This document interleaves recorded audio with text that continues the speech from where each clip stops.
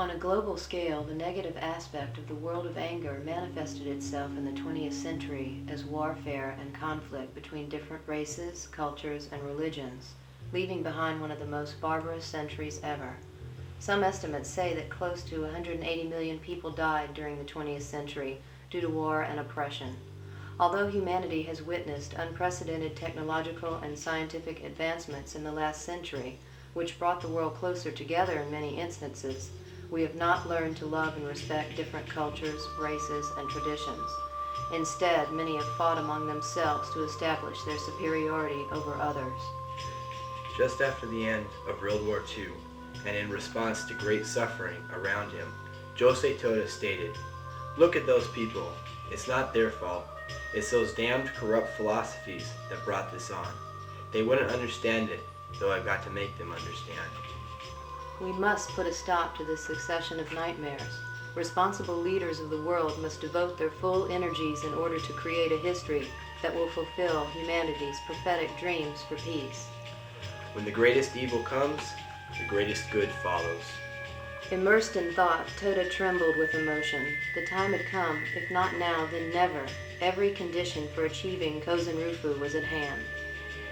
Fear builds barriers of aversion and discrimination in the forms of national boundaries of exclusion and discrimination on the basis of race, religion, gender, social class, financial status, or merely personal preference. To shore up and gloss over their prejudices, people with closed minds often stereotype others. Nothing is more terrible than certain ideologies because people die for them. Even a shallow idea can drive people to their death. But what in the world can we believe in that is absolutely free from error?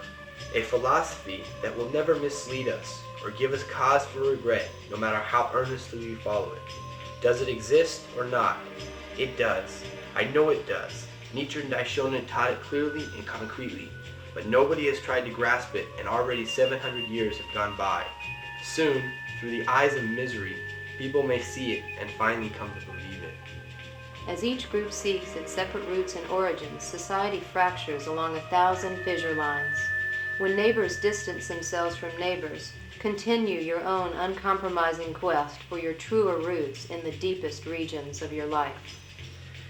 It is only when a renewed awareness of our common humanity takes root in individuals throughout society that the dream of genuine equality will be realized. There must be a creative synergy between internal, spiritual, introspective reforms within individuals and external, legal and institutional reforms in society. We must first succeed in transcending the excessive attachment to difference that is deeply rooted in the psychology of individuals, and we must conduct dialogue on the basis of our common humanity. I believe that only by confronting this intensely difficult challenge can we transform ourselves and our societies. But now a new day is dawning, an era for youth to arise, unfurling the banner of supreme ideology.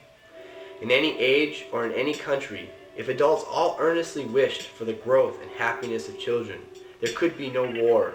This could be called the simplest and yet greatest of philosophies. Seek out the primordial roots of humankind.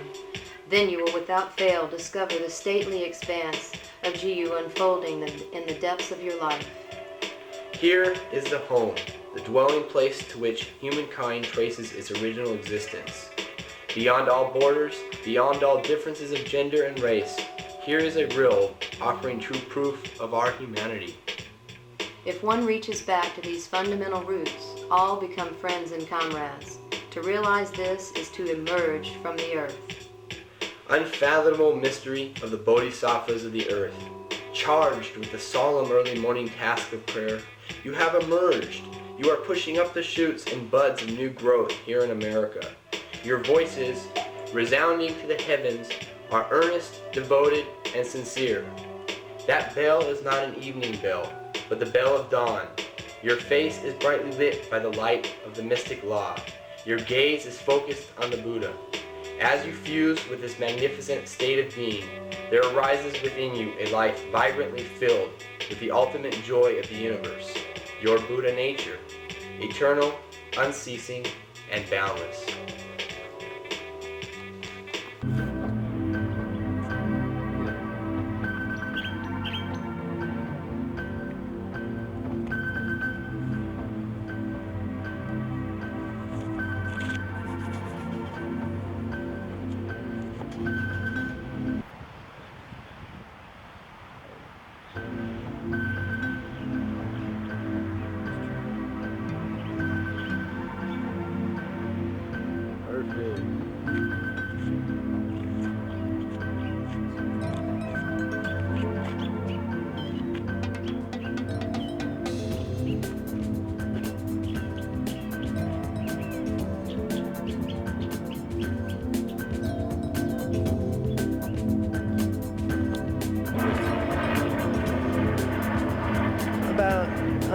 century of like just Like, I don't know if it's a century of peace. I would love it to be a century of this and that, but I'm not sure what it could become, because I'm not sure myself, and it would become more of a debate.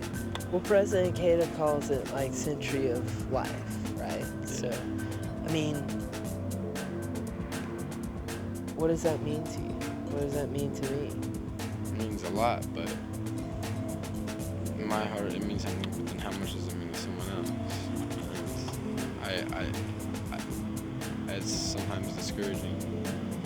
Like, it's hard to shock the buku. It's most difficult. Man, what do you think you would do to change the century of war into the century of life? Like last century there were 80 million human beings killed because of war. Right? I think that's the figure.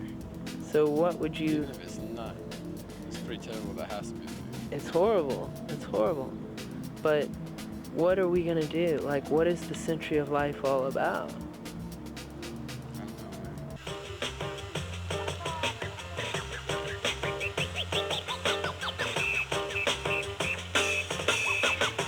It has to start by helping others. It has to start by encouraging somebody else. Encouraging that, that just one person. It starts with one person. Encourage that person so that person can encourage another person. And build something beautiful. Build something that is going to last. Because we don't want to fight anymore. We're tired of it. I mean, you see a lot of teen pregnancies. You see a lot of war. You see a lot of people killing each other. It's because there wasn't that one person there to encourage them and know that they can do that. That they can do, encourage them that they are something and that they are smart and that they can do, that impossible. Anything that they put their mind into, they can do it. Do you think that's part of the century of life, is like youth realizing that they have the power to change it and having adults stand up and support the youth? Is that? Yes, definitely. They have the power. No matter how young you can be, no matter if from when the time that you start talking, you stand up for something and you believe in something, believe me, your parents, your family, everybody will be there supporting you if you really believe in something that you really want to do and make that change. Because your family, they're not there to hurt you. They're there to support you. The members of the SGI, they're not there to hurt you. They're there to support you. So you always have someone there to, that is going to give you all the support and that can give you all the energy to keep going ahead and keep fighting for what you want. So youth, we are the future. We have that strength, not because we're younger or we're older. If we stand up for what we believe, we can make miracles happen. Hi, my name is Meryl Hatcher. I'm in 5th grade and I go to Pinecrest School in Van Nuys. I like swimming, soccer, and reading, and the subject I hate is math. I'm in chorus, soccer, and taekwondo, and I'm in Rhythm Nation, and to paint a picture, if you were to paint a picture of the century of life, what would it look like? What do you think your world would look like as President Ikeda's century of life?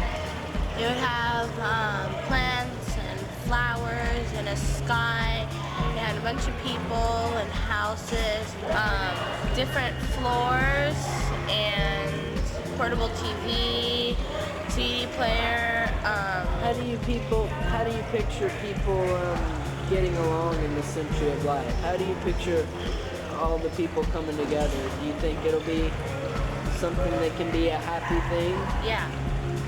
Do you feel like your Buddhist practice makes you a part of the century of life? Do you feel like your life is really living? I guess so. Yeah? That's cool. So, one quick thought. What would your dream for the world be in the century of life? For everyone to be in peace and happiness and for everyone to get along. So what's that? Say again? For everyone to be in peace and happiness and for everyone to get along. Oh, that sounds like a winner to me. Thank you.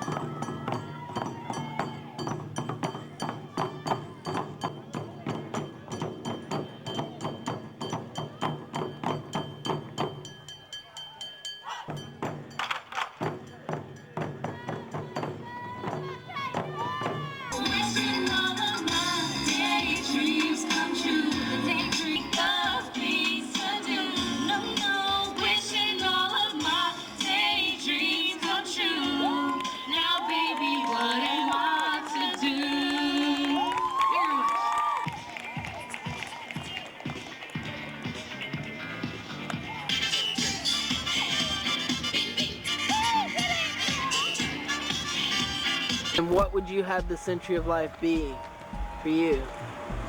Well, simply like the century of life is music, because that's inspiration, and then to be in rhythm with just the universe and the elements, to through the practice and just awareness, and within like one song I have for kind of express just the music and the whole everything in like totality.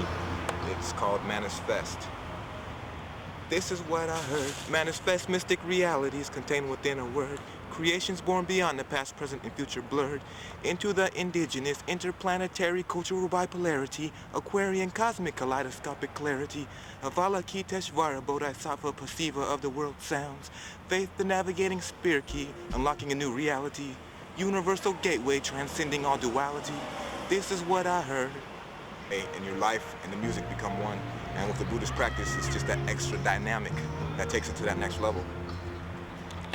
How do you see the youth in the new millennium? How do you see them? How do you see yourself and the rest of the youth leading a better century and a century of life? I see first is the cultural, like multicultural diversity. Just everybody just coming together, like from who they are and what they are, and expressing that to the fullest. And then just harmonizing with the elements, with the earth, with air, fire, water, earth, and the air, water, and the cosmos.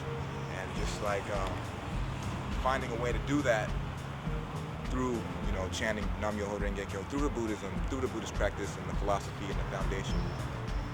But it's mostly expressed with that in aspects of music, art, dance, poetry, and like my biggest one I would say would be love. And then all of those elements together and making this a year of love and fearlessness. That's it. Like my real, that's pretty much all of it right there. The practice has really made you, it's really made you believe in your life, believe in yourself? Oh, definitely. This practice is so amazing. You don't know how amazing it is, because now I believe in myself. And I believe that in the future, for the century of life, that the youth start believing in themselves too. Because that's what you need.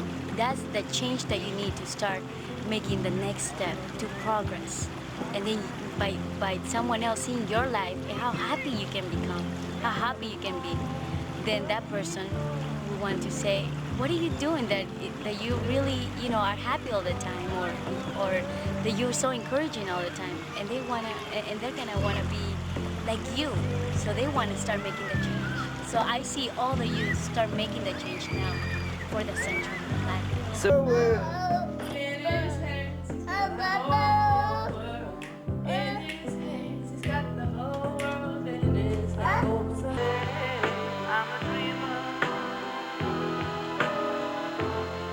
But